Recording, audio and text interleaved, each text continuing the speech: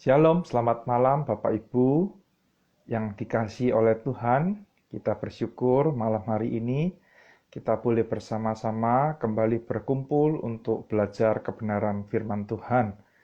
Kita akan menunggu 1-2 menit untuk saudara-saudara kita yang mungkin akan bergabung di dalam IG Live kita pada malam hari ini. Ya, sambil menunggu, izinkan saya menyapa saudara-saudara yang sudah bergabung. Selamat malam untuk Lasu VV yang sudah bergabung malam hari ini. Dan selamat malam Ibu Sulastri. Dan saya berdoa dan berharap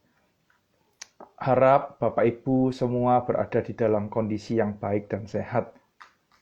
Ya, kita akan menunggu ya.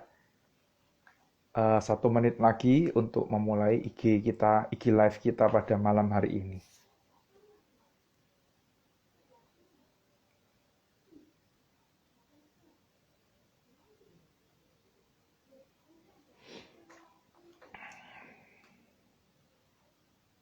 Ya, Bapak Ibu, kita sungguh bersyukur jikalau pandemi yang ada di Indonesia sudah mulai melandai, ya. Tapi jangan sampai kita tidak waspada karena pandemi ini masih ada, virus ini masih ada, ya. Oleh karena itu, kita bisa melakukan aktivitas kita di luar ruangan tetap dengan menggunakan protokol kesehatan, ya. Tetap kita mentaati himbauan dari pemerintah. Dan jangan lupa install aplikasi Peduli Lindungi supaya ketika Bapak Ibu ingin pergi ke sebuah tempat, Bapak Ibu bisa scan barcode yang ada dan bisa masuk ke tempat di mana Bapak Ibu pergi. Oke, kita akan mulai PA kita pada malam hari ini. Mari kita bersatu di dalam doa. Bapa yang baik, Bapa di dalam kerajaan surga, kami bersyukur jikalau Tuhan boleh menuntun, memelihara kami hingga saat ini. Tuhan, dari ketakutan, kekhawatiran kami akan pandemi yang tidak kunjung usai, hari ini kami boleh melihat bagaimana Tuhan memimpin dan menolong kami. Tuhan boleh memimpin dan menyertai kota kami, provinsi kami, bahkan bangsa kami. Pandemi yang tadinya begitu tinggi jumlah orang yang terpapar COVID-19 dan juga memakan banyak korban, sekarang sudah mulai berkurang jauh dan kami terus berdoa biarlah ini juga boleh terus terjaga, tren ini boleh terus kami dapat lihat baik dan biarlah kami juga boleh taat dan patuh terhadap anjuran dan himbauan dari pemerintah dengan menggunakan protokol kesehatan. Tuhan, saat ini kami bersama-sama akan memulai IG Live kita pada malam hari ini. Kami mohon Tuhan yang memimpin, Tuhan yang menyertai untuk jaringan yang kami gunakan. Biarlah itu boleh Tuhan berkati sehingga jaringan ini tidak mengganggu pemberitaan firman Tuhan pada malam hari ini. Terima kasih ya Tuhan, dengar doa kami, dalam nama Tuhan Yesus kami berdoa. Amin. Ya, Bapak Ibu Saudara yang dikasihi oleh Tuhan, kita akan bersama-sama melanjutkan pembahasan kita yang terambil dari Keluaran pasal yang ke-20 ayat yang ke-15. Keluaran pasal 20 ayat yang ke-15. Demikian bunyi firman Tuhan. Jangan mencuri. Saya ulangi sekali lagi. Jangan mencuri. Nah, Bapak Ibu Saudara yang dikasihi oleh Tuhan, kita tahu benar, kita tahu persis apa yang dimaksud dengan pencurian. Kita mengerti betul apa yang dimaksud dan disebutkan dengan pencurian. Nah, pencurian itu adalah sebuah tindakan di mana kita mengambil sesuatu yang bukan milik kita. Seperti perampokan rumah, penjambretan, ya, Terus kemudian ketika kita mengambil hak orang lain, itu kita juga melakukan sebuah pencurian. Nah, Bapak Ibu, pencurian itu dilarang, ya, tidak diperbolehkan dengan maksud atau tujuan apapun. Ya, kalau kita mencuri, maksud dan tujuannya tidak baik, pasti itu tidak diperbolehkan. Kalau pertanyaannya sekarang, Pak, apakah boleh saya mencuri dengan tujuan yang baik, dengan tujuan yang positif? Misalnya, saya mencuri harta orang lain, ya. Terus kemudian lalu apa yang telah saya curi tersebut itu saya bagikan kepada orang yang membutuhkan. Apakah itu diperbolehkan? Nah, Bapak Ibu, kalau kita mau belajar dari bagian firman Tuhan ini, maka segala bentuk pencurian itu tidak diperbolehkan. Dengan alasan yang baik atau alasan yang tidak baik, kalau alasan yang tidak baik saja tidak diperbolehkan, apalagi kalau kita mencuri ya dengan alasan yang baik, tentu saja tidak diperbolehkan. Kenapa Bapak Ibu? Kenapa mencuri itu kok tidak diperbolehkan?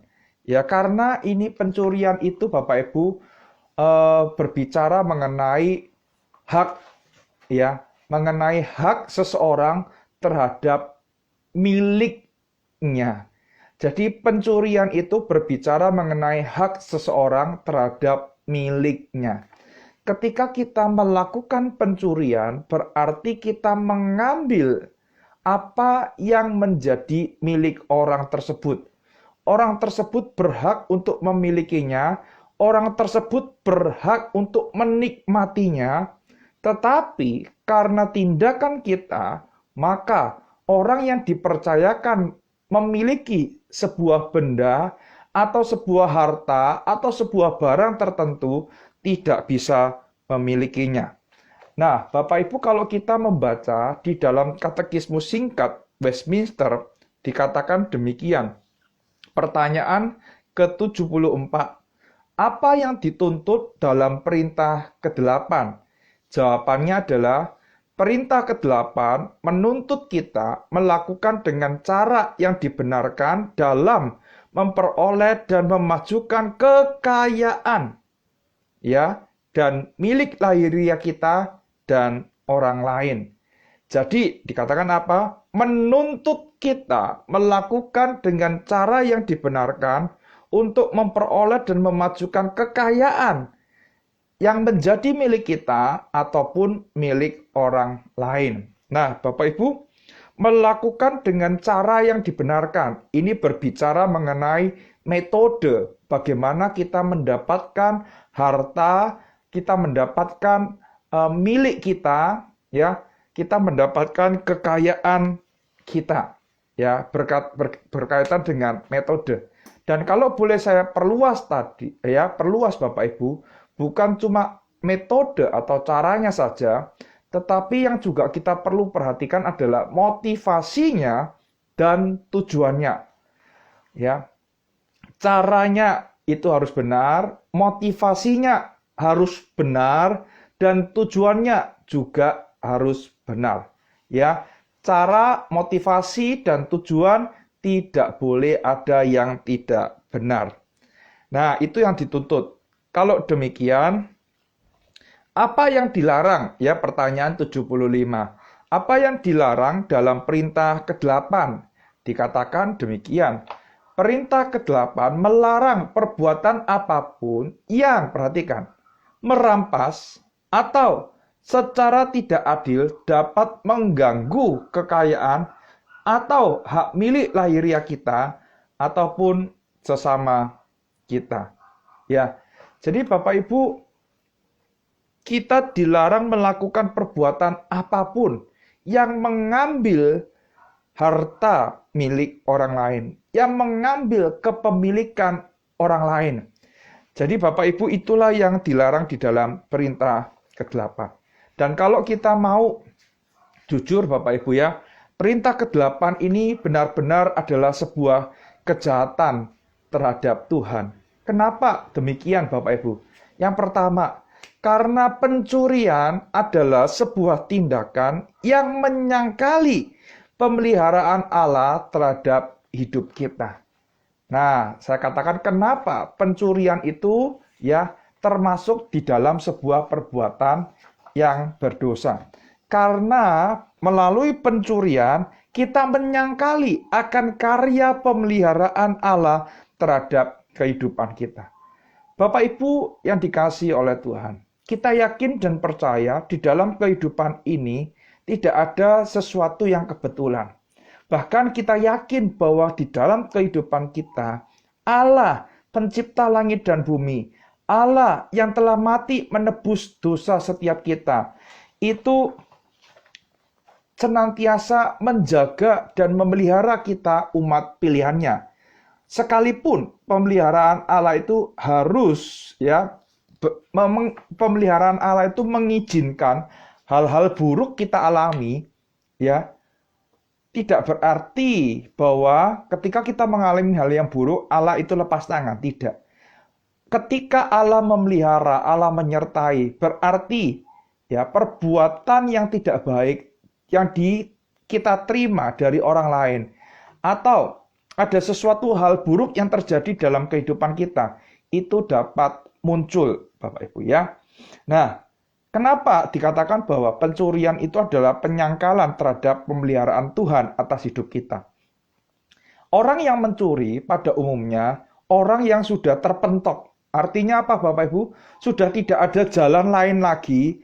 Bagaimana caranya dia harus mendapatkan uang atau barang-barang tertentu. Nah, orang yang mencuri biasanya apa? Dia memiliki keinginan terhadap sesuatu, tetapi dia tidak mempunyai cukup uang untuk mendapatkan sesuatu itu. Nah, Bapak Ibu, kalau kita percaya Allah memelihara kita melalui dua cara. Yang pertama, cara yang natural, yaitu melalui pekerjaan kita. Dan yang kedua adalah cara yang supranatural, yaitu melalui mukjizat. Nah, ketika kita bekerja, Allah menyatakan pemeliharaan kita.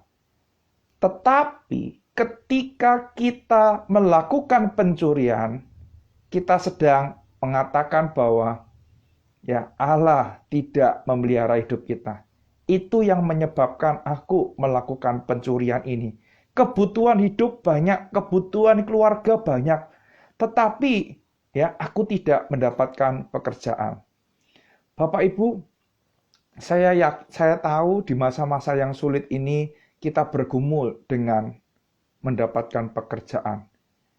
Ya, tetapi sekalipun kita bergumul untuk mendapatkan pekerjaan, tidak berarti bahwa melakukan pencurian itu adalah sebuah tindakan yang ditoleransi oleh Allah. Ya, ada banyak hal yang kita bisa kerjakan. Ada banyak bidang yang kita bisa pikirkan untuk kita kerjakan. Nah, jangan putus asa terlebih dahulu. Jangan menyerah terlebih dahulu. Ya, cobalah lakukan yang terbaik. Saya yakin Tuhan itu mengerti, Tuhan itu melihat, bahkan Tuhan akan membuka jalan atas pergumulanmu. Jangan pernah mengatakan, ya, aku sudah coba, tetapi kita belum melakukan apa-apa. Mungkin itu hanya sebatas ide dan belum kita realisasikan. Membangun sesuatu itu Bapak Ibu tidak mudah. Perlu perjuangan. Ya. Perlu usaha yang keras, perlu ketekunan. Oleh karena itu, terus mencoba dan saya yakin Tuhan yang akan menyatakan karya pemeliharaannya di dalam kehidupan kita melalui pekerjaan kita. Itu yang pertama. Yang kedua, Bapak Ibu. Yang kedua, pencurian ya dikatakan sebagai sebuah dosa. Kenapa? Karena pencurian ya adalah sebuah tindakan yang mengambil. Ya kalau tadi itu penyangkalan terhadap karya pemeliharaan Allah. Yang kedua adalah pencurian adalah tindakan mengambil sesuatu yang dipercayakan oleh Tuhan kepada orang lain. Ya. Jadi kita mencuri, kita mengambil sesuatu dari orang lain yang Tuhan telah percayakan kepada orang tersebut. Ingat Bapak Ibu, kalau Tuhan memelihara kita, melalui pekerjaan kita, melalui penghasilan yang kita terima. Nah, ketika orang lain itu bekerja, mengumpulkan uang, terus kemudian dia membeli barang, ya berarti Tuhan itu sedang menyatakan pemeliharaannya terhadap kehidupan orang lain. Nah, kalau kita mencuri barang tersebut, maka kita sedang mengambil hak orang lain tersebut. Dan yang kedua, kita juga menjadi orang yang mengambil sesuatu dari pemeliharaan Tuhan dalam kehidupan orang tersebut. Bapak Ibu, ini bukanlah sesuatu yang main-main. Sesuatu yang dipercayakan kepada orang lain, terus kemudian kita ambil. Bapak Ibu, kalau kita percaya bahwa segala sesuatu yang ada di dalam dunia ini adalah milik Tuhan, maka kita tidak berhak mengambilnya. Ketika kita mencuri dari orang lain, berarti kita sedang tidak percaya, tidak mempercayakan, tidak percaya kepada Tuhan, untuk orang lain itu mengelola. Jadi ketika kita mengambil uang orang lain, berarti Bapak Ibu, kita tidak percaya terhadap pengutusan Tuhan yang diberikan kepada orang itu untuk menjadi pengelola uang itu. Kita harus ingat bahwa kita ini bukanlah pemilik. Kita bukanlah tuan. Kita ini cuma pengelola, Bapak Ibu. Dan kita tidak mempunyai hak atas harta, baik itu milik kita ataupun milik orang lain. Karena yang menjadi pemilik itu adalah Tuhan. Kita ini cuma pengelola, mengembangkan. Bagaimana melalui harta yang dipercayakan itu, kita dapat memuliakan Allah. Ingat Bapak Ibu bahwa tujuan hidup kita adalah untuk menikmati Dia dan memuliakan Dia. Ketika Tuhan mempercayakan sesuatu kepada kita, itu berarti ada maksud dan tujuan Tuhan yang Tuhan ingin titipkan melalui kehidupan kita. Nah, Bapak Ibu, kita harus ingat, kita ini cuma pengelola, kita bukan pemilik. Ketika kita mencuri, berarti seolah-olah kita itu menjadi pemilik atas barang tersebut. Seolah-olah kita merasa layak untuk menerima itu, padahal sebenarnya memang itu bukan milik kita. Secara teologis dan secara praktis, pencurian itu tidak dibenarkan. Lalu pertanyaannya adalah, bentuk-bentuk seperti apa sih Pak yang kita bisa katakan sebagai tindakan pencurian? Yang pertama, Bapak Ibu yang pertama, ketika kita sedang malas-malasan pada waktu bekerja. Kenapa itu disebut sebagai pencurian? Lain halnya kalau kita sedang beristirahat pada jam istirahat. Karena itu lain. Nah, kalau sudah jam waktunya kerja, tetapi kita malas-malasan, kita tidur-tiduran, terus kita nongkrong di warung, kita nongkrong di kafe, itu berarti kita sedang mencuri. Kenapa? Karena kita menerima sesuatu yang bukan menjadi milik kita. Nah, Bapak Ibu, kalau kita bekerja, kita menerima gaji, Nah, kita menerima gaji. Nah, kita digaji berdasarkan hasil kerja kita, begitu dan jam kerja kita. Kalau kita waktunya bekerja, tetapi kita tidak bekerja dan kita menerima uang itu, berarti Bapak Ibu, secara tidak langsung kita mencuri. Itu yang pertama. Yang kedua, Bapak Ibu, bentuk lain dari pencurian adalah pemborosan. Ingat Bapak Ibu, bahwa tadi yang saya katakan, kita itu cuma pengelola. Kita itu bukan pemilik. Kalau kita dipercayakan sebuah harta, Tuhan minta kita mengelolanya dengan baik. kita mengelolanya untuk kemuliaan nama Tuhan. Itu yang harus kita pikirkan, ya. Jangan kita lakukan untuk pemborosan, ya. Misalnya nih ya, kita bekerja di sebuah perusahaan. Terus kemudian kita tahu ya, kalau listrik tidak digunakan, ya, kalau lampu tidak digunakan itu harus dimatikan. Tetapi kita pura-pura bodoh. Kita biarkan aja. Wes biarkan aja, mau bukan aku yang bayar kok. Itu bosku yang bayar kok. Nah, itu juga termasuk dengan pencurian, ya. Kita tidak memperlakukan milik orang lain seperti milik kita sendiri. Akhirnya apa? Akhirnya orang lain itu harus mengeluarkan sejumlah biaya karena kesalahan kita, karena kelalaian kita. Ya, jadi itu adalah bentuk kedua dari yang namanya pencurian, ya. Yang ketiga, Bapak Ibu, ya, penipuan, ya. Penipuan dianggap juga sebagai salah satu bentuk dari pencurian. Ketika kita berusaha untuk mengambil keuntungan dari kebutuhan manusia, bahkan ketika kita memberikan harga yang tidak pantas, maka kita dianggap sebagai seorang pencuri. Seorang yang telah melakukan penipuan. Nah, Bapak Ibu, hal ini terjadi beberapa waktu yang lalu, Bapak Ibu ya. Ada orang yang mengaku punya tabung oksigen.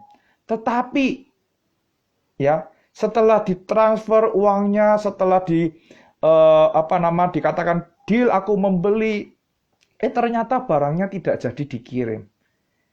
Ya, bahkan ketika kita menjual dengan harga yang di luar batas kewajaran, nah, itu juga dikatakan sebagai sebuah tindakan penipuan atau pencurian.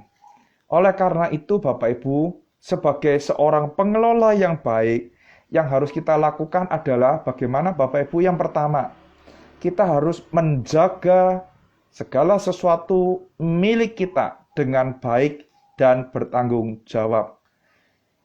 Kalau ada orang lain yang memiliki sesuatu, maka kita pun juga bertanggung jawab untuk menjaga milik orang tersebut. Ya, dalam artian kita tidak mengambil milik orang tersebut. Ya, kita menjaga, kita mengembangkan, dan kita gunakan untuk kemuliaan nama Tuhan. Yang kedua, kita bekerja keras. Sebagai seorang pengelola yang baik, Tuhan minta supaya kita mengembangkan. Ya, kita bekerja keras untuk mengembangkan harta yang telah Tuhan percayakan kepada setiap kita. Ya, dan yang ketiga, Bapak Ibu, setelah kita mempunyai sesuatu, mari kita belajar untuk membagikan itu kepada orang lain. Belajar untuk berbagi. Karena hidup ini sesungguhnya bukan berbicara mengenai kita semata-mata, tapi berbicara mengenai Tuhan dan sesama kita. Oleh karena itu, Bapak Ibu, ketika kita dipercayakan sesuatu, Tuhan mengizinkan engkau untuk menikmatinya. Tuhan mengizinkan engkau untuk menggunakannya bagi keperluanmu. Tetapi ingat, ketika engkau dipercayakan lebih, maka engkau dituntut lebih. Engkau diminta untuk berbagi dengan orang lain. Bapak Ibu, seseorang yang bernama Jerry Bridges mengatakan ada 3 sikap terhadap kepemilikan.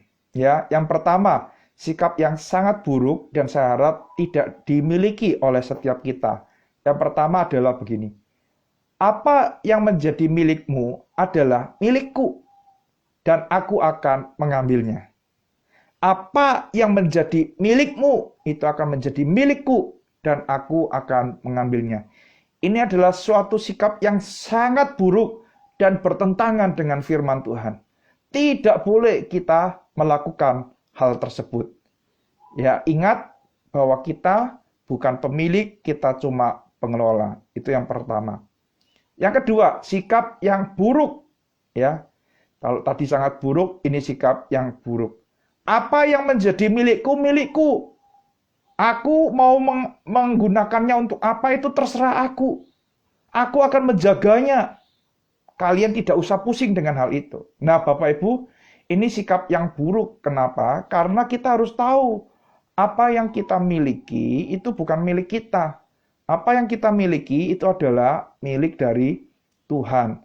Dan inilah sikap yang ketiga yang seharusnya kita miliki sebagai anak-anak Tuhan. Apa yang menjadi milikku itu adalah miliknya Tuhan. Maka aku akan membagikannya. Kepandaian kita, kepintaran kita, kecakapan kita, harta kita, talenta kita, kemampuan kita. Sudah seharusnya kita tidak pendam sendiri, tetapi kita kembangkan dan kita bagikan bagi kemuliaan Tuhan. Jadi Bapak Ibu, ketika kita mengatakan bahwa kita ini cuma pengelola, tugas kita bukan mengambilnya dari orang lain, menjaga rapat-rapat, bukan. Tetapi tugas kita adalah membagikan kepada orang-orang yang Tuhan percayakan untuk hadir di dalam kehidupan kita. Bapak Ibu, apakah pencurian merupakan sebuah dosa yang mendatangkan sebuah hukuman? Iya, Bapak Ibu ya. Pencurian adalah sebuah dosa yang mendatangkan sebuah hukuman. Coba kita perhatikan Bapak Ibu ya. Di dalam Yosua pasal yang ke-7, ayat yang ke-10 sampai dengan ayat yang ke-12. Di situ dikatakan apa Bapak Ibu? Di firman Tuhan berkata demikian. Lalu berfirmanlah Tuhan kepada Yosua, bangunlah, mengapa engkau sujud demikian? Orang Israel telah berbuat dosa. Mereka melanggar perjanjianku yang kuperintahkan kepada mereka. Mereka mengambil sesuatu dari barang-barang yang dikhususkan itu. Mereka mencurinya. Mereka menyembunyikannya. Dan mereka menaruhnya di antara barang-barang. Sebab itu orang Israel tidak dapat bertahan menghadapi musuhnya. Mereka membelakangi musuhnya. Sebab mereka itu pun dikhususkan untuk ditumpas. Aku tidak akan menyertai kamu lagi. Jika barang-barang yang dikhususkan itu tidak kamu punahkan dari tengah-tengahmu. Ya, kita tahu ini adalah dosa dari Akan yang mengambil barang yang seharusnya tidak boleh diambil. Dan akhirnya Tuhan murka, Tuhan marah terhadap Akan. Dan akhirnya apa Bapak Ibu? Ya, Akan itu dilempari batu Bapak Ibu ya. Akan menerima hukuman yang setimpal gitu ya. Akan di dalam ayat yang ke-20 mengaku kepada Yosua, benar, akulah yang berbuat dosa terhadap Tuhan Allah Israel, sebab beginilah perbuatanku. Aku melihat di antara barang-barang jarahan itu jubah yang indah, buatan Sinear, dan 200 sikal perak dan sebatang emas yang 50 sikal beratnya. Aku mengingininya, maka aku ambil. Semua itu kusembunyikan, semuanya itu disembunyikan di dalam kemahku dalam tanah, dan perak itu dibawa sekali. Ya, Bapak Ibu, semuanya itu berasal dari hati. Hati itu adalah pusat dari kehidupan kita. Dari sanalah muncul keinginan, dan dari sanalah muncul sebuah tindakan yang tidak baik dan tidak terpuji. Lalu bagaimana caranya ya supaya kita tidak melakukan pencurian?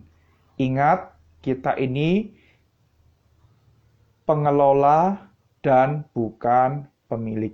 Yang kedua, bekerja dengan keras dan sambil berharap kepada Tuhan. Tuhan tidak akan pernah menutup mata atas pergumulanmu di dalam dunia ini. Percumalah engkau bekerja keras kalau engkau tidak pernah berharap kepada Tuhan. Percuma saja engkau juga berharap kepada Tuhan kalau engkau tidak pernah melakukan bagianmu dengan bekerja. Tetapi bekerjalah dan berusahalah dengan keras. Saya yakin Tuhan yang akan menolong setiap kita. Dan ketiga, belajar untuk mensyukuri setiap berkat, sekalipun itu kecil, yang Tuhan sediakan, yang Tuhan hadirkan di dalam kehidupan kita. Bapak Ibu, apakah orang Kristen, anak-anak Tuhan bisa melakukan pencurian? Ya, Bapak Ibu, bisa saja. Pencurian di dalam hal apa, Bapak Ibu? Tidak memberikan bagian yang menjadi milik Tuhan, yaitu persembahan persepuluhan. Ya, Bapak Ibu, ingat uang itu adalah milik Tuhan yang dititipkan kepada kita. Kalau kita tahu itu adalah milik Tuhan, maka kita harus belajar untuk memberi bagi Tuhan.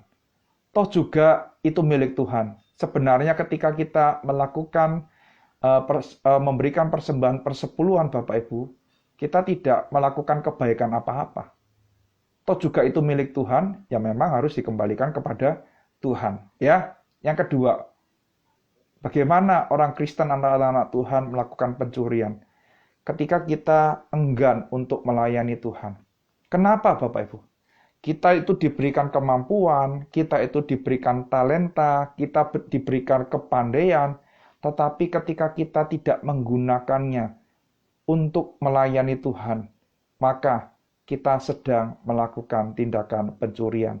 Tidak sedikit anak-anak Tuhan ketika diajak melayani, ada saja alasannya. Ya, yang inilah, yang itulah. Ingat Bapak Ibu, kesempatan pelayanan itu tidak akan pernah datang 2 kali. Kalau engkau menolaknya, belum tentu di masa yang akan datang engkau akan mendapatkan kesempatan itu. Jadi ketika engkau ditawarkan untuk melayani Tuhan, ya, gumulkan baik-baik. Dan saya yakin, ya, gunakan kalau engkau memang dipercayakan talenta itu, gunakan dan jangan tolak kesempatan itu. Kalau engkau menolak, berarti engkau menyia-nyiakan kesempatan dan engkau mencuri. Ya, artinya apa? Kita tidak menggunakan apa yang dipercayakan kepada kita dengan maksimal sesuai dengan tujuan Tuhan memberikannya kepada setiap kita. Kiranya Tuhan menolong kita. Memang kita tidak mencuri ya milik orang lain. Tetapi ketika kita tidak mau melayani Tuhan, ingat kita sedang menyia-nyiakan talenta, karunia, ya kemampuan, kepandaian yang Tuhan berikan, dan itu adalah salah satu bentuk pencurian. Biarlah kita menjadi anak Tuhan yang menggunakan setiap kesempatan dengan baik untuk melayani Tuhan dan untuk memiliki hidup yang semakin hari semakin serupa dengan Yesus Kristus dan taat kepada firman Tuhan. Tuhan memberkati kita. Saya akan menunggu Bapak Ibu. Di dalam kesempatan ini saya memberikan kesempatan bagi Bapak Ibu untuk bertanya. Jikalau ada Bapak Ibu yang mau bertanya, silakan tulis di kolom tanda tanya itu dan saya akan berusaha menjawab pertanyaan dari Bapak Ibu. Ya, sambil menunggu pertanyaan dari Bapak Ibu, saya akan menyapa Bapak Ibu yang sudah bergabung. Jikalau Bapak Ibu masih belum ada pertanyaan dan setelah saya menyapa yang bergabung pada malam hari ini dan saya tidak mendapati pertanyaan, maka saya akan menutupnya di dalam doa. Ya, izinkan saya menyapa Stephen. Selamat malam. Semoga kuliahnya baik-baik ya dan lancar. Demikian juga ada Ibu Sritawami ya, ada Ibu Elizabeth dan Bapak Eko, ada Ibu Jenny Lilihata dari Ambon. Ya, selamat malam. Di sana sudah pukul 10 ya, kalau Indonesia Timur. Kalau Wita berarti sekarang sudah pukul 9. Selamat malam. Ada pemilik akun Klub Bart Indonesia dan ada Bapak Joni Prayitno. Selamat malam. Terima kasih telah bergabung di dalam IG Live kami pada malam hari ini. Ya, apakah ada pertanyaan Bapak Ibu? Oke, mungkin saya akan tutup di dalam doa terlebih dahulu. Jikalau nanti setelah berdoa ada pertanyaan, maka saya akan berusaha menjawabnya. Tetapi kalau tidak ada pertanyaan, kita akan akhiri IG Live kita pada malam hari ini. Mari kita bersama-sama bersatu di dalam doa. Bapa di dalam surga, kami bersyukur sekali lagi untuk firman-Mu yang telah kami baca dan kami pelajari. Hari ini kami diingatkan untuk kami tidak mencuri. Hari ini kami diingatkan bahwa segala sesuatu yang kami miliki itu bukan milik kami. Itu adalah milik Tuhan.